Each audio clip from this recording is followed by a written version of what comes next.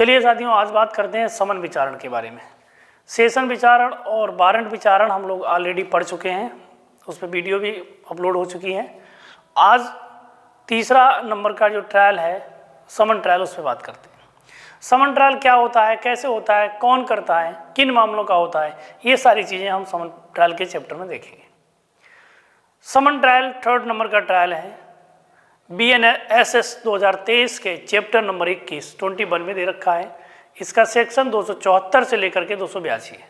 274 से 282 तक इसका सेक्शन दे रखा है। चैप्टर है 21।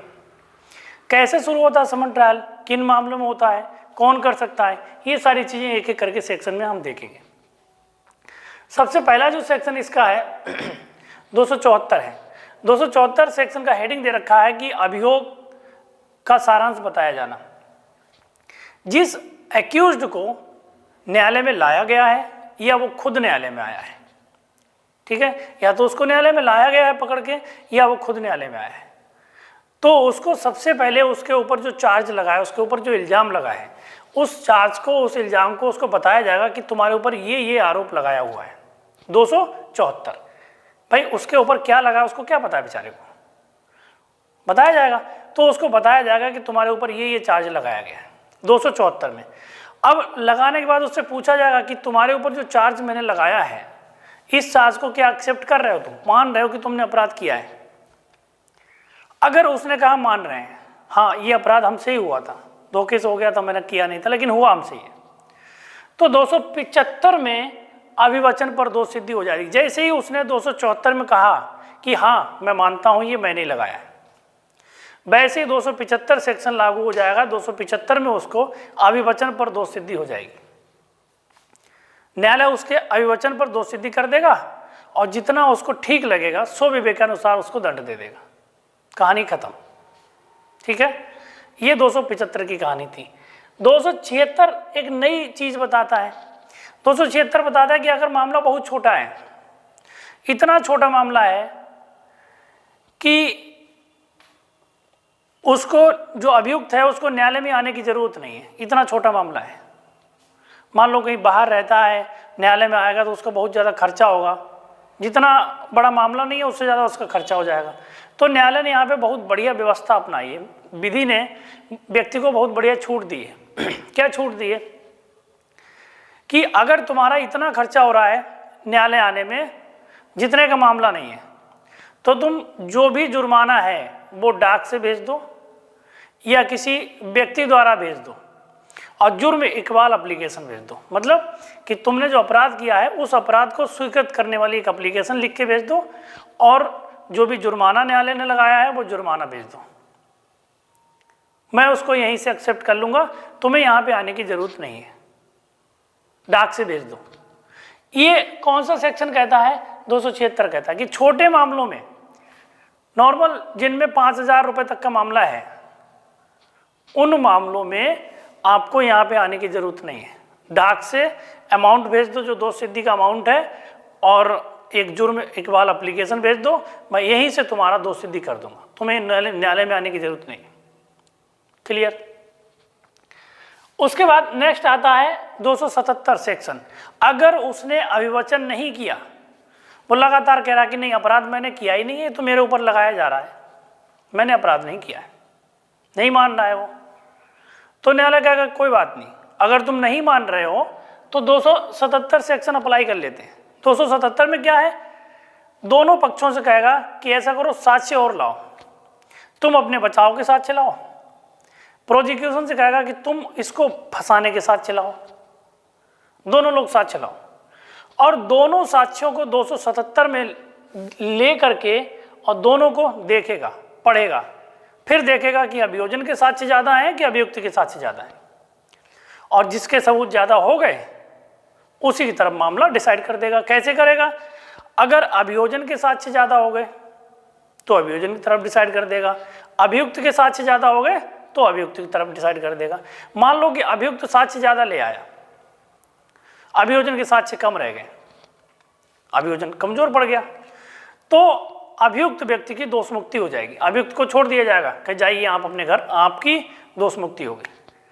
लेकिन यहीं पर अगर अभियोजन और साक्ष्य ले आया और अभियोजन ने अभियुक्त को दोषी सिद्ध कर दिया, तो न्यायालय क्या करेगा, उसके बिहाफ पर अभियुक्त को यहां पर दोष सिद्ध कर देगा। ठीक है, 278 में दोनों चीजें मेंशन है, दोष मुक्ति और दोष सिद्धि। अगर अभियोजन जीत गया तो दोष सिद्धि, और अभियोजन हार गया तो दोष मुक्ति। ठीक, नेक्स्ट, अगर परिवाद पे मामला दायर हुआ है, परिवाद यानी कि एफआईआर पे मामला दायर हुआ, परिवाद एफआईआर के बिना या एफआईआर के अदर देन मामला इंस्टीट्यूट हुआ है, न्यायालय ने संज्ञान लिया है, किसी व्यक्ति ने न्यायालय में शिकायत की है, उससे संस्थित हुआ है, तो अगर मामला परिवाद पे संस्थित हुआ है और परिवादी जिसने परिवाद दाखिल किया है वो अनुपस्थित है, आ ही नहीं रहा है, मतलब जिसने मामला दायर किया वो ही अनुपस्थित है, वो नहीं आ रहा है, या तो अनुपस्थित है और या वो मर गया है। दोनों सिचुएशन है, या तो जिसने शिकायत की है, मुकदमा दायर किया है, वो मर गया है या आ नहीं रहा है। तो न्यायालय जिस दिन निर्णय सुनाया जाना है उस दिन देखेगा आया या नहीं आया। अगर उस दिन नहीं आया तो 30 डेज का टाइम उसको एक बार और देगा, 30 दिन का टाइम देगा, और 30 दिन का टाइम दे करके देखेगा कि आ रहा है कि नहीं आ रहा है। अगर नहीं आ रहा है तो अभियुक्त व्यक्ति को छोड़ देगा, कहेगा तुम भी अपने घर जाओ। जब शिकायत करने वाला ही नहीं है तो तुम यहाँ क्या करोगे, उसको क्या करेगा, उन्मोचित कर देगा, कहेगा जाओ, खत्म कहानी यहाँ से। क्लियर। उसके बाद अगर परिवाद पे मामला दायर हुआ है, अगर परिवादी मामले को वापस लेना चाहता है, जैसे पहले उसने केस फाइल कर दिया, केस चल गया पूरा, फाइनल जजमेंट होने वाला है, और फाइनल जजमेंट होने के समय, फाइनल जजमेंट होने के पहले थोड़ा फाइनल जजमेंट हो नहीं पाया, तब तक परिवादी ने सोचा कि यार मामला वापस ले लेते हैं, अपना ही आदमी है, सजा होगी तो दिक्कत हो जाएगी।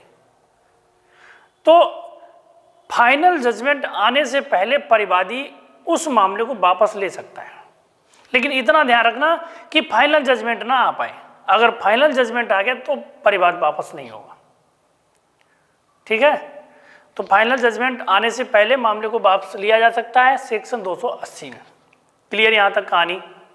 अब आते हैं 281 और 82। 281 में क्या है, कुछ मामलों को चलते चलते एकदम रोक दिया जाता है। जैसे न्यायालय है, न्यायालय अगर चाहे तो किसी मामले को रोक सकता है, ख़त्म कर सकता है। उसको लगता है कि मामला चलाने लायक नहीं है, ग्राउंड ही नहीं है इसके। कभी कभी न्यायालय को भी लग जाता है कि हाँ भाई ग्राउंड नहीं है, इसको बेफालतू में चलाया जाए, तो मामले को चलते चलते एकदम रोक देगा न्यायालय, कहेगा अब इसको आगे प्रोसीड नहीं करेंगे, और जो अभियुक्त होगा उसको छोड़ देगा, उन्मोचित कर देगा। उसका प्रभाव क्या होगा, उन्मोचित कर देगा। भाई उसने साक्ष्यों को सुना, साक्ष्यों को देखा, उसको लगा कि यार कुछ नहीं है, बेकार मामला है, तो वहीं से मामला रोक देगा और अभियुक्त को उन्मोचित कर देगा, कहेगा जाओ घर। लेकिन समझने वाली बात ये, क्वेश्चन यहाँ से आता है कि जो कार्रवाई को रोकने की पावर है वो किसकी है। यही क्वेश्चन आता है कि समन मामले में जो कार्रवाई को रोकने की पावर है वो किसकी है। कार्रवाई को रोकने की पावर सीजीएम और फर्स्ट क्लास मजिस्ट्रेट की पूर्व अनुमति से अन्य कोई न्यायिक मजिस्ट्रेट रोक सकता है। मतलब फर्स्ट क्लास मजिस्ट्रेट से नीचे का कोई भी मजिस्ट्रेट इसको रोक सकता है, समन मामले की कार्रवाई को। लेकिन या तो फर्स्ट क्लास मजिस्ट्रेट की परमिशन लेगा पहले, और या सीजीएम की परमिशन लेगा, रोकने से पहले परमिशन लेगा, और परमिशन लेके मामले को रोक के अभियुक्त को उन्मोचित कर दे। क्लियर। लास्ट सेक्शन बचा है 282, मोस्ट इंपॉर्टेंट सेक्शन है, ये खूब आता है पेपर में, लगातार ये रखा हुआ मिलता है, लगातार ये आता रहता है, किसी न किसी पेपर में आता रहता है। क्या है, क्या किसी समन मामले को किसी वारंट मामले में कन्वर्ट किया जा सकता है। समझ लेना, कोई समन मामला है, उस समन मामले को वारंट मामले में कन्वर्ट किया जा सकता है, तो बिल्कुल किया जा सकता है। अगर मजिस्ट्रेट को ये लगता है, अगर मजिस्ट्रेट को ये लगता है कि मामला 6 माह से अधिक के कारावास से दंडनीय है और इसको वारंट ट्रायल की तरह ट्रायल करना जरूरी है। ठीक है, अगर मजिस्ट्रेट को लगता है कि मामला 6 माह से ज़्यादा के कारावास से दंडनीय है और इसको वारंट ट्रायल की तरह ट्रायल किया जाना चाहिए, तो मजिस्ट्रेट इस मामले को समन मामले की तरह ट्रायल करने की बजाय वारंट मामले की तरह ट्रायल कर देगा। ठीक है, और जो साक्षी पहले से गवाही दे चुके हैं उन साक्षियों को दोबारा से बुला के उनका साक्ष्य ले सकेगा। क्लियर? ये आपका 282 था। बस इतना ही है, बहुत छोटा सा ट्रायल है समन ट्रायल, और इससे क्वेश्चन भी लगभग 2 से 3 क्वेश्चन आते हैं। ठीक है, यही पूछा जाता है कि परिवाद को वापस लिया जा सकता है कि नहीं लिया जा सकता है, किस कंडीशन में लिया जा सकता है, और क्या समन मामलों को वारंट मामले में ट्रांसफ़र किया जा सकता है कि नहीं किया जा सकता है, और कार्रवाइयों को कौन रोक सकता है। ये सारे क्वेश्चन बनते हैं। लगभग ट्रायल एक ऐसा चैप्टर है कि ये आता ही आता है, हर पेपर में आता है। तो और सारे वीडियो देखने के लिए और सारे टॉपिक को क्लियर करने के लिए हमारे चैनल को हो सके तो लाइक कीजिए, ना कीजिए कोई ज़रूरी नहीं है, लेकिन इसको शेयर कर दीजिए। और कोई डाउट अगर हो तो आप कमेंट कर सकते हैं, पूछ सकते हैं। चैनल को ज़्यादा से ज़्यादा सब्सक्राइब करवाइए ताकि वीडियो ज़्यादा लोगों तक पहुंच सके।